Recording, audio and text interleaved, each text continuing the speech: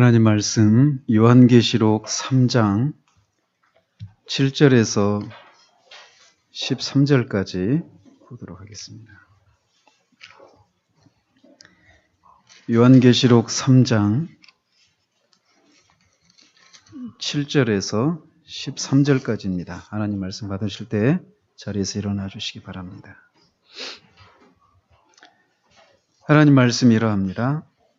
빌라델비아 교회의 사자에게 편지하라. 거룩하고 진실하사 다윗의 열쇠를 가지시니 곧 열면 닫을 사람이 없고 닫으면 열 사람이 없는 그가 이르시되 볼지어다 내가 네 앞에 열린 문을 두었으되 능히 닫을 사람이 없으리라.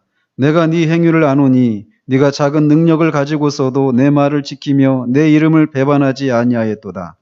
보라, 사탄의 휴당 곧 자칭 유대인이라 하나 그렇지 아니하고 거짓말하는 자들 중에서 며칠 네게 주어 그들로 와서 네 발 앞에 절하게 하고 내가 너를 사랑하는 줄을 알게 하리라.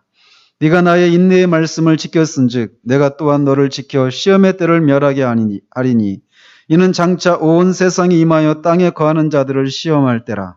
내가 속히 오리니 네가 가진 것을 굳게 잡아 아무도 네 면류관을 빼앗지 못하게 하라. 이기는 자는 내 하나님 성전의 기둥이 되게 하리니 그가 결코 다시 나가지 아니하리라. 내가 하나님의 이름과 하나님의 성 곧 하늘에서 내 하나님께로부터 내려오는 새 예루살렘의 이름과 나의 새 이름을 그의 위에 기록하리라. 귀 있는 자는 성령이 교회들에게 하시는 말씀을 들을지어다. 아멘.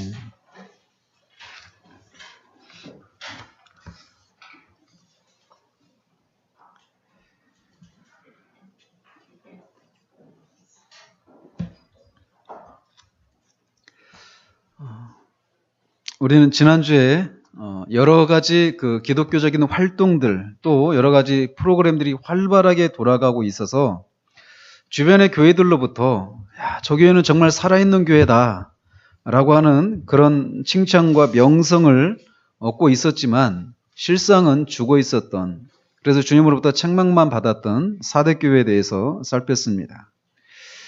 이들은 경건의 모양은 있었지만 경건의 능력은 없었습니다. 그래서 우리가 주의해야 될 것은 프로그램이 잘 돌아가서 교회가 활기찬 것과 성령으로 충만해서 교회가 활기찬 것은 엄연히 다르다라고 하는 것을 우리가 구분할 수 있어야만 하겠습니다. 그래서 그렇게 영적으로 죽어있는 또는 깊은 잠에 빠져있는 교회를 향해서 내리신 주님의 처방은 성령으로 충만할 것을 말씀하신 것에 대해서 우리가 살폈습니다. 오늘은 서머나 교회와 같이 주님으로부터 칭찬만 받았던 빌라델비아 교회에게 주신 편지를 살펴보도록 하겠습니다. 이 빌라델비아, 영어로는 필라델피아 아시죠? 필라델피아가 그 형제사랑이라고 하는 그런 의미가 있습니다. 근데 아무튼 그런 이름으로 불려지는 이 빌라델비아는 사대로부터 남동쪽으로 한 45km 정도 이렇게 떨어져 있는 지역에 있는 도시였습니다. 근데 이 도시는 지진이 많았던 그런 도시였다고 합니다. 그래서 주 17년에 큰 지진이 일어나서 이 도시가 한번 완전히 무너지고 황폐해졌던 그런 적이 있었던 도시라고 합니다. 그러다가 이 황제의 지원을 받아서 교회가 다시 이렇게 재건된 그런 도시였습니다. 그런 도시 안에 주님의 교회가 세워져 있었습니다. 아마도 뒤에 가서 살펴보겠지만 이 교회는 최근에 어떤 핍박을 받았던 것 같습니다. 그런데도 그들은 그런 핍박 속에서도 주님을 향한 그들의 신앙을 굳게 지켰고 그 주님의 이름을 배반하지 않았던 그 교회를 향해서 주님이 지금 편지를 보내고 계신 것입니다. 그러시면서 다른 교회에서와 마찬가지로 주님은 자신에 대해서 소개하고 계시는데 거룩하고 진실하신 분이시다라고 소개하고 계십니다. 주님이 여기서 당신 자신을 거룩한 분이시다, 또 진실하신 분이시다라고 이렇게 당신의 그런 개인적인 인격, 개인의 그런 성품이 어떠하신지를 이렇게 말씀하고 계시는데 여기서 거룩하다라고 한 이 표현은 구약에서 오직 하나님을 향해서만 사용했던 그런 표현이었습니다. 그런데 그런 표현을 자신에게 이렇게 적용하고 계셔서 예수 그리스도가 하나님과 동등한 분이시다라고 하는 것을 말씀해주고 계십니다. 주님은 신성을 가지신 분이십니다. 즉 하나님이십니다. 또 동시에 참 사람이시죠. 이렇게 또 당신은 이렇게 하나님의 성품의 한 대표적인 성품인 거룩하신 분으로 이렇게 소개하시면서 또 당신을 진실하신 분이시다라고 소개하고 계십니다. 진실하시다라고 하는 것은 주님에게 어떤 오류도 없고 거짓도 없다라고 하는 것을 말합니다. 그뿐만 아니라 진실하다라고 하는 것은 약속을 한 것에 대해서 반드시 지킨다 라고 하는 그런 의미도 있습니다. 그가 약속하신 것을 반드시 지킨다라고 하는 것은 그분이 신실하신 분이시다라고 하는 것을 1차적으로 말해줍니다. 그런데 그가 그렇게 약속하신 것을 신실하게 지킬 수 있는 것은 그가 그 주권자이시고 전능하신 분이시기 때문에 약속하신 것을 지킬 수 있다라고 하는 것을 포함하고 있는 것이죠. 이렇게 주님은 자신을 이렇게 전능하시고 주권자이시며 동시에 신실하신 하나님이시다라고 하는 것을 빌라델비아 교인들에게 계시해 주면서 그들을 위로해 주고 있습니다. 또한 주님은 자신을 다윗의 열쇠를 가지신 분이시다라고 소개하고 계십니다. 그러시면서 다윗의 열쇠를 가졌다고 하는 것이 무엇인가를 더 덧붙여서 설명을 하고 계시는데 보면 열면 닫을 사람이 없고 닫으면 열 사람이 없는 분이다라고 다윗의 열쇠를 가지신 분이 바로 그런 분이다라고 설명을 하고 계십니다. 여기에 주님이 당신 자신을 다윗의 열쇠를 가지신 분이시다 이렇게 소개하고 계시는데 이 표현은 구약에 보면 이사야서 22장 22절에 엘리야김이라고 하는 사람에게 하나님께서 말씀하신 것을 주님이 지금 인용하고 계신 것입니다. 거기에 보면 이렇게 되어 있습니다. 내가 또 다윗의 집의 열쇠를 그의 어깨에 두리니 여기서 말하는 그는 엘리야김이라고 하는 사람입니다. 그의 어깨에 두리니 그가 열면 닫을 자가 없겠고 닫으면 열 자가 없으리라 라고 그렇게 말씀하십니다. 이 엘리야김이라고 하는 사람은 당시 그 유다의 왕이 히스기야 왕입니다. 그 히스기야 왕의 그 궁전의 국가의 그 창고죠. 국고와 그 살림살이를 맡고 있는 사람이 셈나라고 하는 사람이 있었는데 셈나라고 하는 사람이 있었는데 그 사람을 대신해서 이 엘리야김을 그 자리에 앉히시겠다라고 하시는 그런 말씀을 하고 계신 거예요. 즉 이 엘리야김이라고 하는 사람은 이렇게 히스기야 왕의 국고와 그 궁전의 살림살이를 맡고 있는 그런 사람이었습니다. 그래서 이 히스기야의 왕의 집 또는 다윗의 집의 그 살림살이를 관리하는 열쇠를 다 그가 가지고 있어서 그가 열고 닫으면 그만 열고 닫을 수 있다라고 이렇게 말씀하고 있는 것이죠.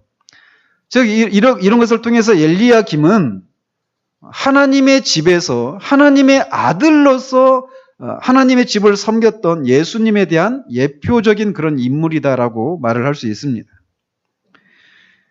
그는 히스기야 왕의 집, 곧 다윗의 집을 관리하는 열쇠를 가졌지만 예수 그리스도는 하나님의 집 맡은 아들로서 다윗의 열쇠를 가지신 분으로 당신 자신을 소개하고 계십니다. 한편 열쇠는 문을 열거나 닫는 데 필요한 것이죠. 따라서 주님이 가지신 이 다윗의 열쇠는 어떤 문을 열거나 닫는 데 사용하는 그런 열쇠였습니다. 그래서 주님은 8절에서 내가 네 앞에 열린 문을 두었으되 능히 닫을 사람이 없으리라 라고 말씀하고 계신 것입니다. 그렇다면 주님이 가지신 이 다윗의 열쇠는 어떤 문을 여는 열쇠일까요? 또는 여기서 주님이 그 문을 열린 문이라고 말씀하고 계시는데 그 열린 문이라고 하는 것이 어떤 문을 가리키는가라는 것입니다. 이에 대해서 대체로 세 가지 정도의 해석이 있습니다. 첫 번째로는 이 빌라델비아가 자리하고 있는 그 지리적인 위치를 감안하면서 이 열린 문이라고 하는 것은 전도의 문을 가리킨다 또는 선교의 문을 가리킨다라고 해석을 합니다. 실제로 이 사도 바울도 그 편지를 보내면서 그 편지를 받는 교회들에게 내게 전도의 문이 열리기를 위해서 기도해 줄 것을 이렇게 요구하고 있는 적도 있습니다. 그래서 이거를 선교의 문 또는 전도의 문 이렇게 해석을 하기도 합니다. 또는 순교를 통해서 하나님께 직접 나아가는 어떤 그런 문 이런 식으로 해석을 하기도 합니다. 그리고 마지막으로 천국으로 들어가는 구원의 문이다라고 해석을 하기도 합니다. 이런 해석들이 전혀 잘못된 해석은 아니라고 할 수 있겠지만 여기서 말하는 열린 문이라고 하는 것이 아마도 세 번째 해석이 가장 적합한 해석이라고 생각을 합니다. 왜냐하면 그 뒤에 12절에 주님께서 이긴 자들에게 약속하시는 것들을 이렇게 보면 다 뭐냐면 그들의 구원과 관련해서 약속을 하고 계시거든요. 그래서 12절에 가서 그 약속하신 것이 무엇인지를 살필 때 더 분명해지겠지만 결론적으로 해서 말씀을 드리면 주님이 그들에게 열린 문을 두었다. 그리고 그 문을 열 수 있는 다윗의 열쇠를 주님이 가지신 분이시다라고 소개하고 계시는데 그 문은 그 열쇠는 구원의 문을 열 수 있는 열쇠라고 이렇게 해석을 할 수 있다라는 것이죠. 그렇다면 주님은 어떻게 이렇게 구원의 문을 열 수 있는 권세를 가지시게 되었을까요? 이 계시록 1장 18절에 보면 주님은 이렇게 말씀하십니다. 내가 전에 죽었었노라. 볼지어다. 이제 세세토록 살아있어 사망과 음부의 열쇠를 가졌노니 라고 밝히고 계십니다. 사망과 음부의 열쇠라고 하는 것은 죽은 자들이 가는 보이지 않는 세계를 통치할 권리를 가지셨다라고 하는 것을 의미합니다. 그가 원하시는 대로 사망의 문을 열 수도 있고 또는 생명과 영원한 복락의 문을 여실 수 있다라는 것이죠. 따라서 사망과 음부의 열쇠는 다윗의 열쇠와 일맥상통한다라고 말할 수 있습니다. 이렇게 주님이 사망과 음부의 열쇠를 가지신 분이시다라고 소개하고 계시는데 그것을 그 권세를 그 열쇠를 어떻게 가지셨다라고 말씀하고 계시냐면 죽었다가 다시 살아나는 것을 통해서 얻으셨다라고 말씀하고 계십니다. 즉 그분은 십자가의 죽으심과 부활을 통해서 사망과 음부의 문을 열 수 있는 열쇠를 가지셨다라고 말씀하고 계신 거예요. 그래서 주님은 지옥의 문을 여실 수도 있고 천국의 문도 열 수 있는 그런 권세를 가지신 분으로 자신을 소개하고 계신 것입니다. 인간의 타락으로 닫혀있던 천국의 문을 우리 주님이 그의 죽으심과 다시 사심을 통해서 여신 것입니다. 그래서 주님은 타락으로 인해서 아무도 들어갈 수 없었던 그 천국의 문을 열 수 있는 그런 권세를 가지시고 천국의 문을 지키고 있는 문지기들에게 이렇게 외치시는 것입니다. 문들아 너희 머리를 들지어다. 영원한 문들아 들릴지어다. 영광의 왕이 들어가시리로다. 그 천국의 문지기가 이렇게 묻습니다. 영광의 왕이 누구냐? 강하고 능한 여호와시오 전쟁에 능한 여호와시로다 라고 주님이 말씀하십니다. 예수 그리스도는 십자가에서 사탄과 싸워 승리하시고 다시 부활하셔서 사망과 사탄의 포로된 자들을 해방시키시고 그들이 천국에 들어갈 수 있도록 천국의 문을 여실 수 있는 열쇠를 가지신 영광의 주님이십니다. 주님은 이렇게 당신 자신을 그런 구원의 문을 열 수 있는 그런 영광의 주님이시다. 내가 전에는 죽었었지만 다시 살아나서 그런 권세를 쥐고 있어서 내가 열어놓은 그 문을 누구도 열 수 없고 내가 닫은 문을 누구도 열 수 없는 오직 열고 닫을 수 있는 권리를 가지신 유일한 주님으로 당신 자신을 소개하고 계시는 것입니다. 주님이 이렇게 자신을 다윗의 열쇠를 가지신 분으로 소개하시는 것은 당시 이 빌라델비아 지역에 유대인들이 많이 살고 있었습니다. 그런데 그들은 자신들만 다윗의 집의 유업을 물려받았다라고 주장하고 있었던 사람들이에요. 어떤 선민의식을 가지고 있었던 사람들이죠. 그런데 주님은 자신이 천국에 대한 주권을 가지신 메시아이심을 강조하고 계심으로써 그런 유대인들 속에 둘러싸여 있는 빌라델비아 교인들을 위로하고 계신 것입니다. 주님은 빌라델비아 교인들에게 그 구원의 문을 열어놓았고 그 문은 아무도 닫을 수 없다라고 말씀하십니다. 사망이나 생명이나 천사들이나 권세자들이나 현재일이나 장래일이나 능력이나 높음이나 기쁨이나 다른 어떤 피조물들이라도 주님이 열어놓으신 그 문을 닫을 수 없다라고 말씀하고 계십니다. 왜 그럴까요? 주님은 거룩하시고 약속하신 것은 반드시 지키실 수 있는 권능과 주권을 가지신 하나님이시기 때문에 그렇습니다. 주님은 그들에게 이렇게 주님이 그런 영광을 소유하신 분이심을 계시하심으로써 그들을 위로하고 계시면서 또 동시에 8절에서 그들을 칭찬하십니다. 주님은 역시 여기서도 내가 네 행위를 아노니 라고 말씀하시면서 네가 작은 능력을 가지고서도 내 말을 지키며 내 이름을 배반하지 아니하였도다 라고 그들을 칭찬하고 계십니다. 여기 보면 작은 능력을 가졌다라고 말하는데 원어를 이렇게 살펴보면 능력이 거의 없는 이런 의미입니다. 그러니까 더 능력이 진짜 거의 없다라고 할 정도로 아주 연약한 상태를 말하고 있는 것이죠.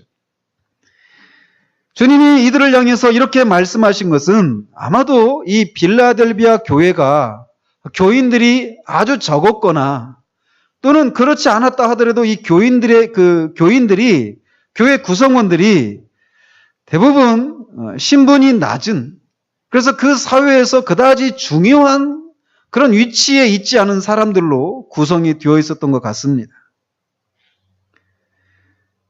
그렇게 중요하지 않은 사람들, 고린도 교회를 향해서는 미천한 자들이라고 말을 하는데 그런 사람들 또 그것도 아주 적은 수의 사람들로 구성된 교회가 빌라델비아 교회였습니다.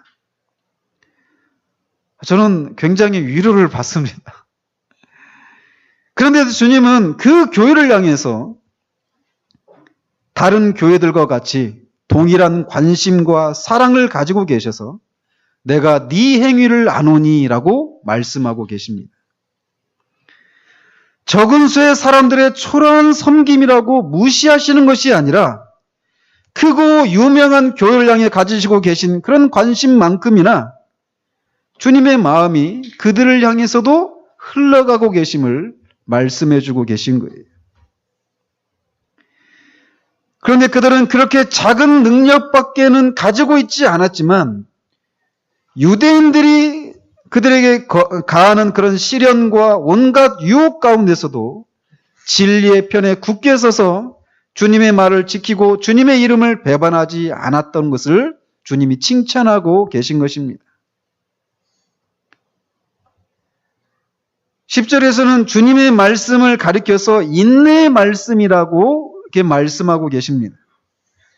즉 주님의 말씀대로 사는 것은 인내가 필요하다라고 하는 것을 시사해주고 있는 거예요.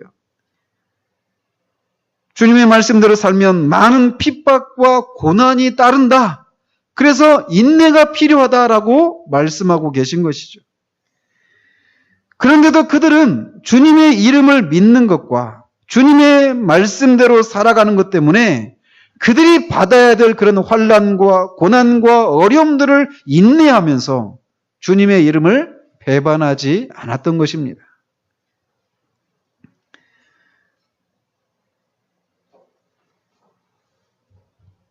한편 그들이 받은 고난과 환난은 주로 유대인들 때문에 생겨난 환난과 고난이었던 것을 구절을 통해서 우리가 알 수 있습니다. 구절에 보면 보라 사탄의 회당 곧 자칭 유대인이나 하나 그렇지 아니하고 거짓말하는 자들 중에서 며칠 너에게 주어 그들로 와서 네 발 앞에 절하게 하고 내가 너를 사랑하는 줄 알게 하리라 라고 말씀하십니다.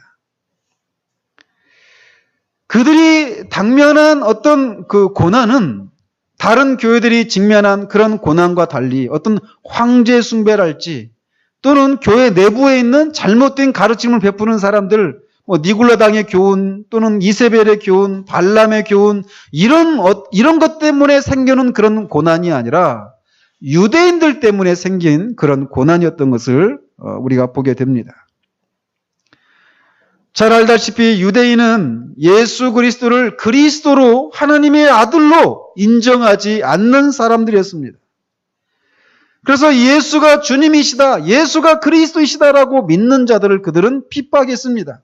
그리고 그들을 핍박하는 것이 하나님을 위한 열심인 줄 알았던 것이죠. 대표적인 사람이 사도 바울이었죠. 회심하기 전에 사도 바울은 교회를 핍박하고 교회를 잔멸하는 것이 하나님을 위한 열심인 줄 알고 그렇게 열심을 냈습니다. 왜? 하나님은 한 분이신데 어떻게 인간이 하나님이다, 아들이다라고 말할 수 있는가? 그들은 그걸 도무지 받아들일 수가 없었습니다. 이해할 수가 없었던 것이죠. 그는 신성 모독의 죄다라고 말하면서 예수를 십자가에 죽였을 뿐만 아니라 예수님을 그리스도로 믿고 따르는 자들도 그렇게 핍박을 했던 것이죠.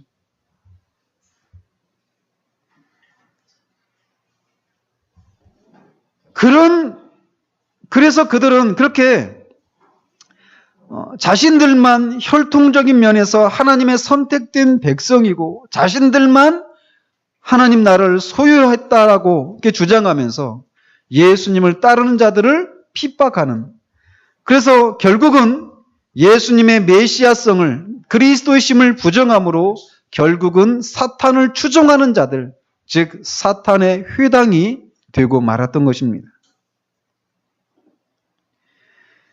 그렇게 주님의 메시아 되심을 부인함으로써 결국은 사탄을 추종하며 교회를 핍박하는 그런 유대인들 중에 며칠 교회에게 주시겠다라고 말씀하십니다. 그 유대인들 중에 몇이 너희들에게 와서 너희들의 발 앞에 절하도록 하겠다라고 주님이 말씀하신 거예요. 여기에 엄청난 반전이 있습니다. 주님이 유대인들 중에 며칠 교회에게 주시겠다. 그리고 교회에 와서 그들이 교회 발 앞에 엎드려서 그들을 절하게 하겠다. 이 얘기는 유대인들이 그리스도인들에게 굴복하게 하겠다. 이런 얘기입니다. 근데 이게 유대인들이 그리스도인에게 와서 절하겠다. 그들을 섬기겠다. 이런 의미라기보다는 결국은 교회의 머리 되시는 그리스도께 그들이 굴복하게 하겠고 교회가 바로 그 그리스도의 사랑을 받는 그런 신적인 기관이라고 하는 것을 유대인들로부터 핍박을 받고 있는 그 빌라델비아 교인들이 그 그리스도에게 속한 사람들이라고 하는 것을 입증하시겠다라고 하시는 약속입니다. 그런데 이것은 당시 유대인들이 이방인들에 대해서 가지고 있었던 생각이었습니다. 이게 무슨 말씀이냐? 하나님께서는 이사야 선지자를 통해서 유대인들에게 이렇게 약속을 하십니다. 유대인들이 하나님의 계명을 계명에 불순종하고 우상숭배와 안식일을 범하고 하나님의 그 모든 계명들을 불순종했습니다. 끊임없이 선지자들을 보냈지만 그들의 죄악된 삶에서 돌이키지 않고 결국은 심판을 받아서 그들이 바벨론의 포로로 잡혀가게 됩니다. 그런데 거기에서 하나님이 다시 그들을 이끌어내시겠다라고 하는 약속도 해주십니다. 그러시면서 이런 약속을 하셔요. 이사야서 60장 14절에 보면 너를 괴롭히던 자의 자손이 몸을 굽혀 네게 나아오며 너를 멸시하던 모든 자가 네 발 아래에 엎드려 너를 일컬어 여호와의 성읍이라 이스라엘의 거룩한 이의 시온이라 하리라. 이런 약속을 하십니다. 또 49장 23절에서는 왕들은 네 양부가 되며 왕비들은 네 유모가 될 것이며 그들이 얼굴을 땅에 대고 네게 절하고 네 발에 티끌을 핥을 것이니 네가 나를 여호와인 줄을 알리라. 나를 바라는 자는 수치를 당하지 아니하리라. 이렇게 약속하십니다. 지금 이스라엘 백성들이 바벨론의 포로로 잡혀갔습니다. 잡혀가게 될 거라는 거예요. 그리고 그들이 그곳에서 바벨론의 그런 왕들로부터 왕비들로부터 그 많은 사람들로부터 압제와 수치를 당하게 될 거라는 겁니다. 그러나 하나님이 그들을 다시금 회복시키실 때 그 왕들이 이제 그 사람들을 섬기는 사람이 되고 왕비들이 유모가 되게 할 거라는 거예요. 그리고 그 이스라엘 백성들의 그 발을 그들이 핥고 티끌을 핥게 되는 그런 일들이 있게 하시겠다라는 겁니다. 유대인들은 지금 그런 기대를 가지고 있는 것입니다. 유대인들에게 모든 민족이 유대인들에게 와서 무릎을 꿇고 엎드리고 자기들을 섬기게 될 날이 올 것이다라고 하는 그런 기대를 가지고 있었단 말이에요. 그런데 주님께서 그런 일은 유대인들에게 일어나는 것이 아니라 교회에게 일어나는 것이다라고 말씀하고 계시는 것입니다.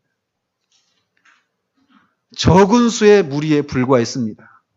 그리고 아주 미천한 신분에 불과한 사람들로 모여있는 사람들이었어요. 그리고 그런 그들을 둘러싸고 있는 이 유대인들은 그들보다 큰 그런 위세를 행사하는 그런 사람들이었습니다. 그 속에서 위축될 수밖에 없는 그 교회를 향해서 주님께서 이 말씀을 하시는 거예요.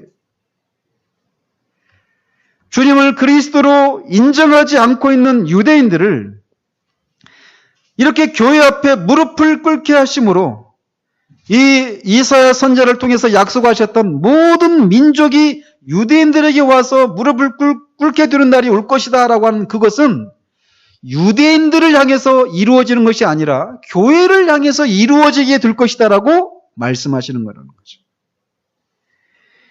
모든 민족의 모든 사람들이 겸손히 허리를 굽힐 대상은 유대인이 아니라 그리스도의 교회라는 거예요. 그리고 그들 중에는 유대인들 자신도 함께 거기 끼어 있을 거라는 것이죠. 유대인들은 모든 민족이 그들에게 무릎을 꿇기를 기대했는데 이제는 그들이 기타 모든 민족과 더불어 교회 앞에 그리스도 앞에 무릎을 꿇을 날이 오게 하시겠다라고 약속하시는 거예요. 이거는 시편 23편 5절을 그림처럼 풀어주고 계신 것입니다. 원수의 목전에서 내게 상을 베푸시고 기름으로 내 머리에 바르셨으니 내 잔이 넘치나이다. 한 사람의 연약한 사람이 원수에게 쫓기고 있습니다. 아주 미천하고 연약한 사람이에요. 원수가 그를 죽이려고 합니다. 그래서 필사적으로 그가 막 피하는 거예요, 하나님께로.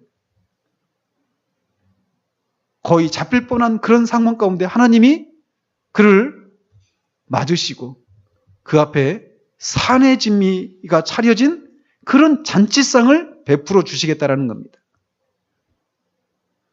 상을 베풀어 주신다 이 얘기는 여기 내 앞에 앉아있는 이 사람은 내 귀한 손님이다.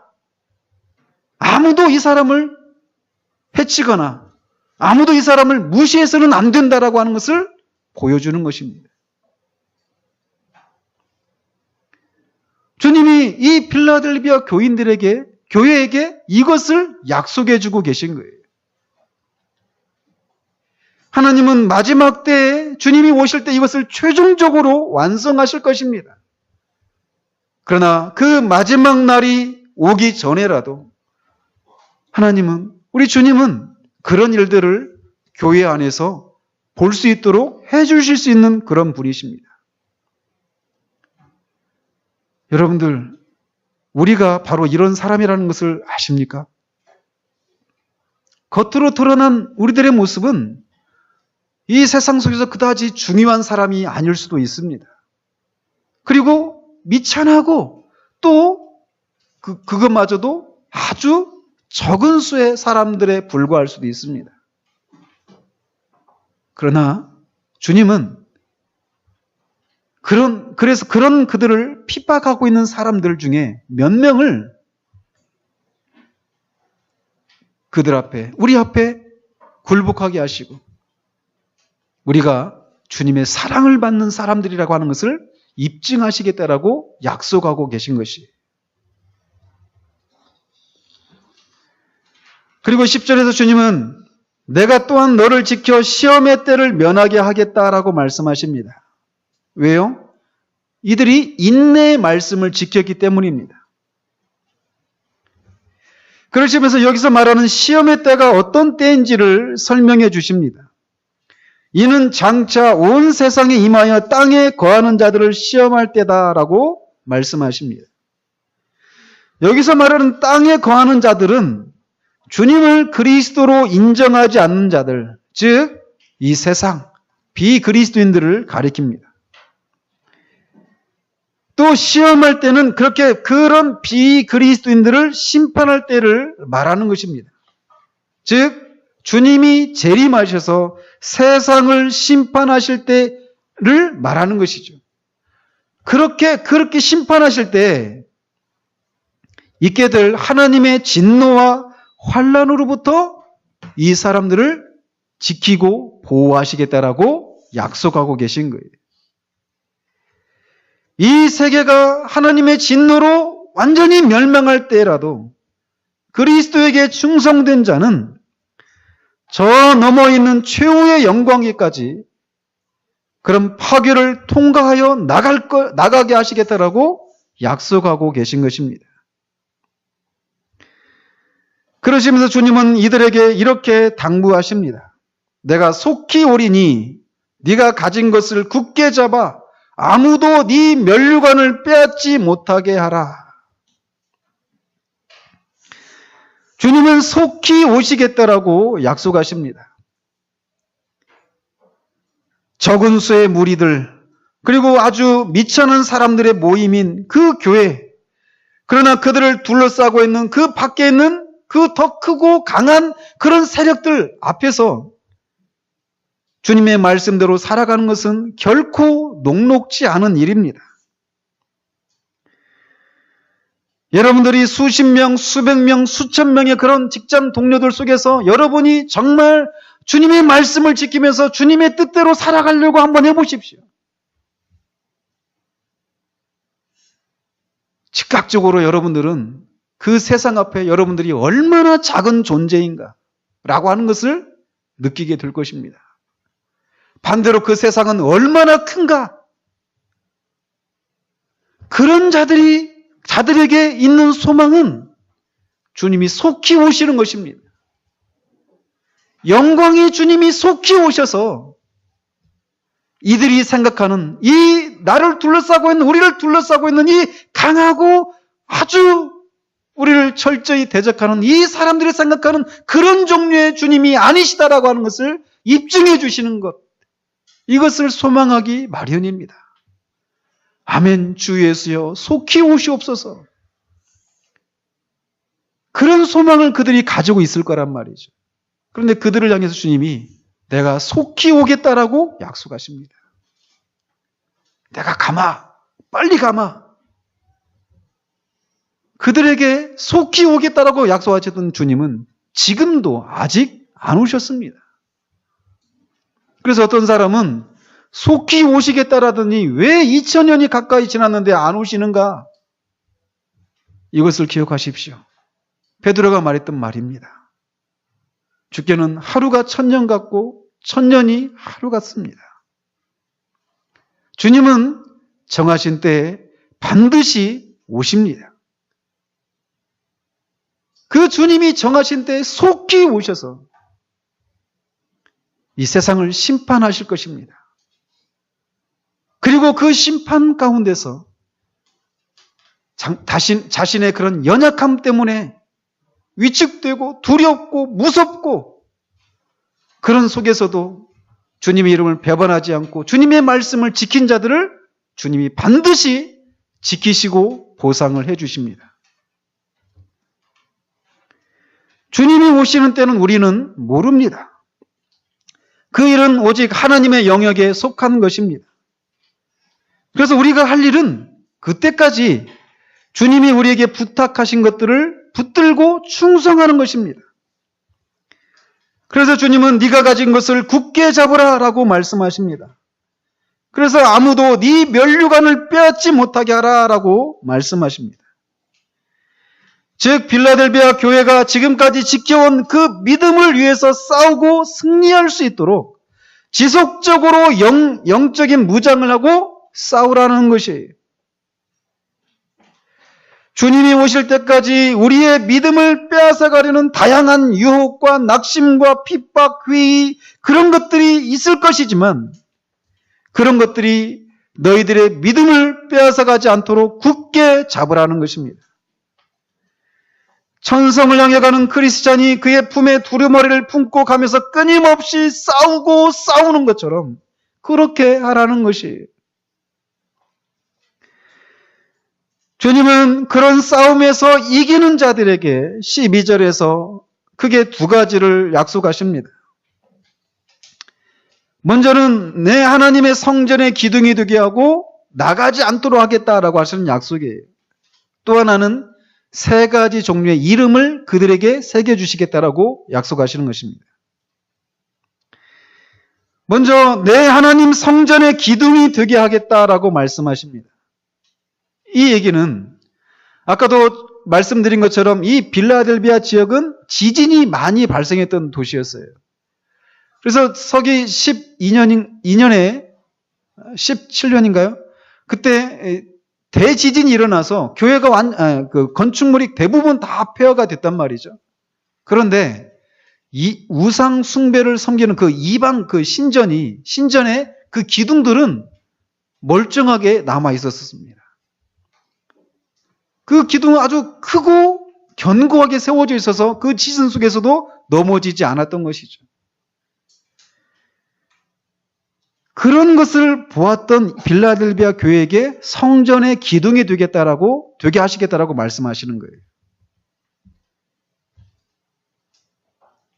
즉 승리자들이 하나님 나라에서 중요하고 요동치 않는 그런 위치를 차지하게 하시겠다라고 하시는 말씀인 것이죠.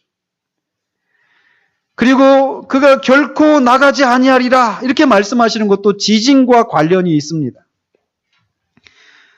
이 사람들은 지진이 날 때마다 집 밖으로 나가는 것이 일상이었습니다. 집 안에 있으면 무너져서 죽으니까 말이죠.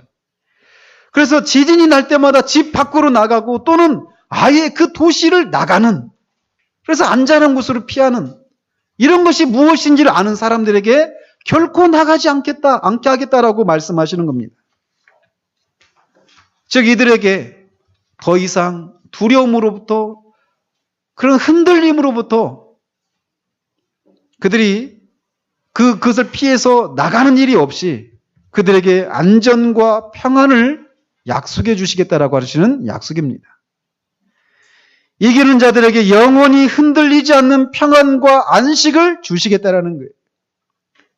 그래서 히브리서 기자는 우리가 흔들리지 않는 나라를 받았다, 진동치 않는 나라를 받았다라고 말씀하시는 것입니다. 또한 주님은 이기는 자들에게 세 가지 이름을 새겨 주시겠다라고 말씀하십니다. 여기서도 이름을 새겨 주시겠다라고 하는 것도 빌라델비아 교인들의 그 도시에서 그들이 겪고 있는 어떤 상황들과 연관이 되어 있습니다. 아까도 말씀드린 것처럼 이 도시가 지진으로 완전히 폐허가 되었다가 티베리우스 이 황제에 의해서 이렇게 재정적인 지원을 받아서 도시가 다시 건설된 도시입니다. 근데 그때 이 도시 이름을 네오 가이사랴라고 하는 그런 이름을 불렀다고 합니다. 그러니까 새로운 황제의 도시 이런 의미죠. 또 뒤에 그 베스파시안이라고 하는 황제의 성이 플라비아라고 하는 이런 성인데 그 성의 이름을 따라서 이 도시가 불려졌다고 합니다. 그러니까 이런 것을 통해서 이 빌라델비아라고 하는 이 도시가 황제의 이름으로 일컬어지는 그런 명예를 가진 도시였던 것이죠. 이런 경험을 한 빌라델비아 교인들에게 그리스도께서 이름을 새겨주시겠다라고 약속하고 계신 거예요. 먼저는 하나님의 이름을 새겨주시겠다라고 말씀하십니다. 구약에서 이스라엘 백성들에게 하나님이 그들의 이름을 주신 적이 있습니다. 하나님이 이스라엘 백성들에게 하나님의 이름을 주셨다라고 하는 것은 이스라엘이 하나님께 속해 있다라고 하는 것을 의미합니다. 마찬가지로 이기는 자들에게 하나님의 이름을 새겨주시겠다라고 하는 것은 이기는 자들이 하나님께 속해 있다라고 하는 것을 나타내시겠다라고 하시는 것이에요. 그리스도께서 자기의 신실한 자들에게 영원한 명예를 주시겠다라는 것입니다. 또 새 예루살렘의 이름을 새겨주시겠다라고 말씀하십니다. 그러면서 새 예루살렘은 하나님의 성인데 하나님으로부터 내려오는 성이다라고 말씀하십니다. 집에 가셔서 계시록 21장을 한번 읽어보시기 바랍니다. 거기에 새 예루살렘의 특징이 잘 나와 있습니다. 거기 보면 새 예루살렘은 더 이상 해나 달이 필요가 없습니다. 물론 전기도 필요가 없겠죠. 왜냐하면 하나님의 영광이 비치고 어린 양이 그 등불이 되시기 때문에 그렇습니다. 밤이 없습니다. 늘 낮입니다. 하나님이 그 성에 영원히 거하시면서 그 어떤 종류의 눈물이나 탄식이나 한숨과 슬픔이 없이 지내는 곳이 새 예루살렘입니다. 근데 그 새 예루살렘의 이름을 새겨주시겠다라고 하는 것은 이기는 자들에게 그 성에 살 수 있는 그 성의 시민권자다라고 하는 것을 새겨주시겠다라고 하는 것이에요. 그래서 그곳에서 주님과 함께 거하면서 그 어떤 이별도 또 영적인 침체도 없이 더 이상 하나님의 얼굴을 찾을 수 없는 데서 오는 탄식은 존재하지 않는 영원한 기쁨과 평안과 안식과 환희가 충만한 그런 곳에 살 수 있도록 하시겠다라고 약속하시는 거예요. 또 마지막으로 나의 새 이름을 기록하겠다라고 말씀하십니다. 새 이름은 버가모 교회를 살피면서 말씀드린 대로 예수 그리스도의 이름을 가리킵니다. 그런데 왜 새 이름인가? 이것은 이들이 지상에서 맛보지 못한 그리스도의 인격과 권능과 성품을 그들이 맛보게 될 것이기 때문에 새 이름을 새기겠다라고 말씀하시는 것입니다. 주님은 귀 있는 자들은 성령이 교회들에게 하시는 말씀을 들으라라고 하시면서 그들을 향한 편지를 맺고 계십니다. 오늘 말씀을 듣고 있는 사람들 중에 아직 예수 그리스도께서 하나님의 아들이시고 그분이 십자가에서 죽고 다시 사신 것을 믿지 않는 사람들이 있습니까? 그리고 그분이 그렇게 하신 것은 바로 여러분의 죄를 위함이라는 것을 믿지 못하는 사람들이 계십니까? 그렇다면 기억하시기 바랍니다. 그분은 십자가의 죽으심과 다시 사심을 통해서 사망과 음부의 열쇠를 가지신 분이십니다. 그분은 다윗의 열쇠, 곧 구원의 문을 여실 수 있고 또 그 문을 닫을 수 있는 그런 분이십니다. 그분이 열어놓으신 구원의 문은 그 누구도 닫을 수 없고 그분이 닫은 구원의 문은 그 누구도 열 수 없습니다. 지금은 그 문이 열려 있지만 그 문이 항상 영원토록 열려 있는 것은 아니라고 하는 것을 여러분들이 기억하시기를 바랍니다. 주님은 누가복음 13장 24절에서 28절에서 이렇게 말씀하십니다. 좁은 문으로 들어가기를 힘쓰라. 내가 너희에게 이르노니 들어가기를 구하여도 못하는 자가 많으리라. 잘 들으시기 바랍니다. 집주인이 일어나 문을 한 번 닫은 후에 너희가 밖에 서서 문을 두드리며 주여 열어주소서 하면 그가 대답하여 이르되 나는 너희가 어디에서 온 자인지 알지 못하노라 하리니 그때 너희가 말하되 우리는 주 앞에서 먹고 마셨으며 주는 또한 우리를 길거리에서 가르치셨나이다. 이렇게 말할 거라는 겁니다. 즉 집주인이 그 문을 닫을 때가 있게 된다라는 거예요. 구원의 문이 닫히는 날이 있게 된다라는 것입니다. 구원의 문이 닫히는 것은 주님이 오시는 것을 통해서 닫힐 수도 있고 여러분이 주님께로 가는 것을 통해서 그 문이 닫혀버릴 수 있습니다. 그런데 그 문이 열려있을 때 그 집으로 들어갔어야 되는데 문이 닫혀있을 때 뒤늦게 왔습니다. 그리고는 밖에서 문을 열어달라고 합니다. 너희가 누구냐? 묻습니다. 그러자 이들이 이렇게 대답합니다. 우리는 주 앞에서 먹고 마셨으며 즉 이들은 교회에서 성찬의 떡을 떼기도 하고 성찬의 포도주를 마시기도 했던 사람들이라는 것입니다. 또 주님은 우리를 길거리에서 가르쳤습니다. 이들은 교회에 와서 주님의 말씀을 듣고 복음에 대해서 가르침을 받았습니다. 그러나 그것을 무시하고 말았던 사람들이죠. 그래서 주님은 나는 너희가 어디서 왔는지 알지 못한다라고 말씀하시면서 행악하는 모든 자들아 나를 떠나가라. 너희가 아브라함과 이삭과 야곱과 모든 선지자는 하나님 나라에 있고 오직 너희는 밖에 쫓겨난 것을 볼 때 거기서 슬피 울며 이를 갈리라 라고 말씀하십니다. 그 문은 지금 여러분이 살고 있는 이 때에만 열려있는 문입니다. 지금은 은혜 받을 때이고 구원의 때입니다. 그러니 이 구원의 문을 열 것을 주저하거나 미루지 마시길 바랍니다. 여러분이 나중에 하겠다. 우리는 오늘 하루의 삶도 우리가 마음대로 주장할 수 없는 사람입니다. 오늘이라고 일컬어지는 날 동안 열려있는 이 구원의 문으로 침노하는 여러분이 되시길 바랍니다. 여러분들의 죄를 회개하시고 예수 그리스도를 믿으십시오. 그 구원의 문으로 침노하셔서 이기는 자들에게 약속하신 이 복을 누리시는 여러분이 되시기를 바랍니다. 또 여러분들 중에 작은 능력을 가진 것을 인해서 위축되고 의기소침해 있는 분은 계시지 않습니까? 이렇게 별로 중요하지 않은 나를 주님이 과연 마음을 쓰고 계실까? 그렇기 때문에 이렇게 작은 내가 무엇을 한들 그것이 주님께 무슨 득이 되겠고 또 내가 주님의 뜻대로 살지 않는 것이 무슨 주님께 누를 끼치고 해가 되겠는가? 이렇게 생각하고 계신 분은 계시지 않습니까? 그렇다면 오늘 빌라델비아에게 주신 주님의 말씀을 들으시기 바랍니다. 말씀드린 것처럼 그들은 적은 수의 사람들이었고 사회적인 신분도 미천한 그렇게 주목받을 만한 그런 사람들이 아닌 사람들이었습니다.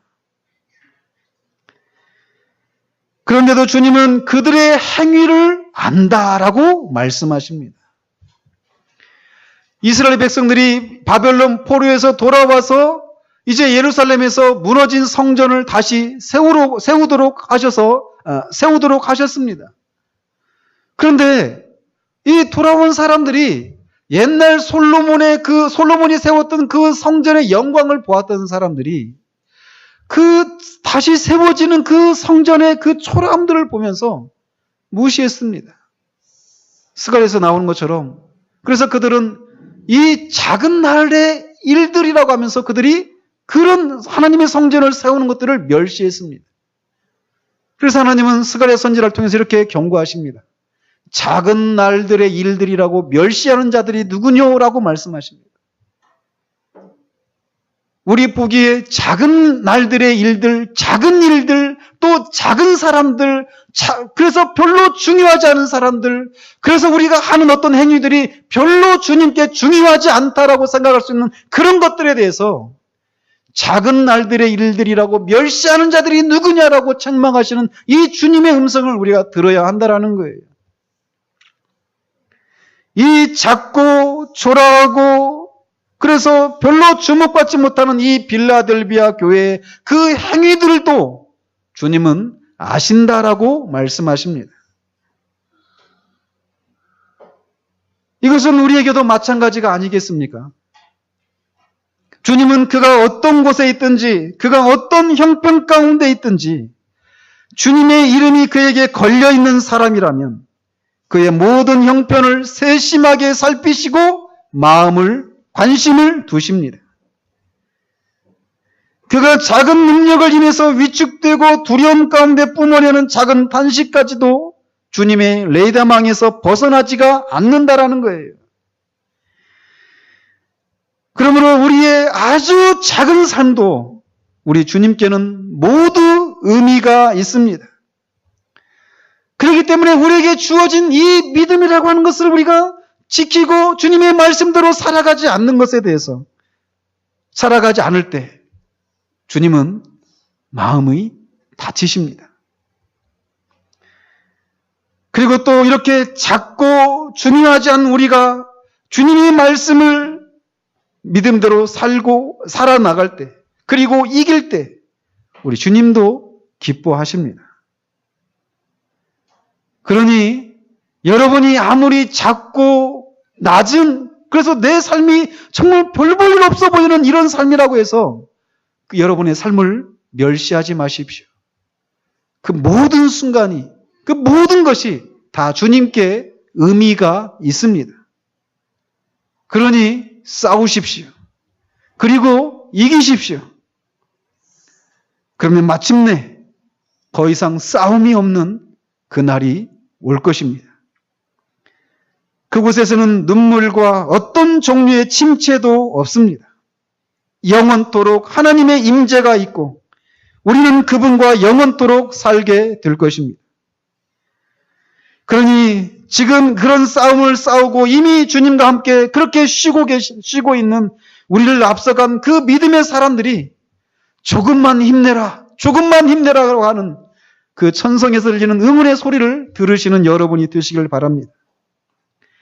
다시금 우리 앞에 기다리고 있는 이 영원한 평안과 안식을 우리의 강심제로 삼으시는 일들이 있기를 바랍니다.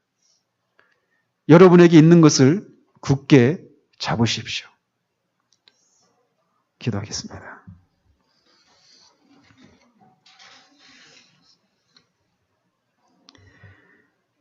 하나님 아버지, 감사합니다. 우리는 얼마나 종종 이 빌라델비아 교회가 작은 능력을 가졌던 것처럼 우리의 숫자가 적고 또 우리 한 사람 한 사람이 이 세상 속에서 그다지 중요한 그런 위치와 그런 사람들이 아니라고 하는 생각들 속에 우리가 둘러싸여서 그런 우리가 주님을 위해서 살아가는 것이 무슨 의미가 있겠는가 라고 생각하기가 쉬운 것을 보게 됩니다. 그러나 그 작은 능력을 가졌던 빌라델비아 교회를 그들의 행위를 주님이 하시고 또 그들이 그런 속에서도 주님의 말씀을 지키고 주님의 이름을 배반하지 않은 것들을 칭찬하시고 그들에게 그런 영원한 안식과 평강을 약속하시는 것처럼 오늘 또 주님은 우리에게 그렇게 마음을 쏟고 계심을 기억할 수 있는 우리가 될 수 있도록 주님 도우시옵소서. 우리는 그다지 중요하지 않은 사람들이지만 주님께 결코 중요하지 않은 사람은 아무도 없음을, 우리의 삶은 참으로 작은 날들의 일들이라고 말할 수밖에 없는 참으로 소시민적이고 소소하고 작고 초라한 것들이지만 주님께 결코 작은 것은, 작은 삶이라고 하는 것은 없음을 우리가 기억할 수 있도록 주님 도와주셔서 우리의 모든 날들 속에, 우리의 모든 행위들 속에서 주님의 말씀을 지키며 그렇게 인내하는 우리가 될 수 있도록 주님 도우시옵소서. 마침내 그 싸움을 싸우고 주님께서 하나님의 성전의 기둥과 같이 우리를 중요한 위치에 두시고 결코 우리가 불안함으로 두려움으로 우리의 삶의 터전을 떠나야 되는 그런 일들이 없이 영원토록 그곳에서 거하면서 하나님의 소유가 되어 새 예루살렘, 하나님이 영원토록 계시는 그 새 예루살렘에서 영원토록 참된 쉼과 평강과 만족을 누리게 될 그 날들 우리가 생각하며 오늘도 이 땅을 싸우며 나아가는 우리 될 수 있도록 주님 도우시옵소서. 우리에게 주신 것들을 굳게 잡고 싸워 나아가 정말 우리의 삶이 중요하고 큰 권세를 가진 사람들이 보기에 작고 초라해 보이지만 결코 그렇지 않고 그들 중에 어떤 사람들을 우리에게, 교회에게 굴복시키시는 것을 통하여서 우리가 주님의 사랑을 받고 있는 사람들임을 주님 드러내 주시기를 원합니다. 그리하여서 정말 주님이 우리를 보실 때 마음의 시원함을 누리실 수 있는 그런 우리 모두 되어줄 수 있도록 주님 도우시기를 원하옵고 우리 주 예수 그리스도의 이름으로 기도합니다. 아멘.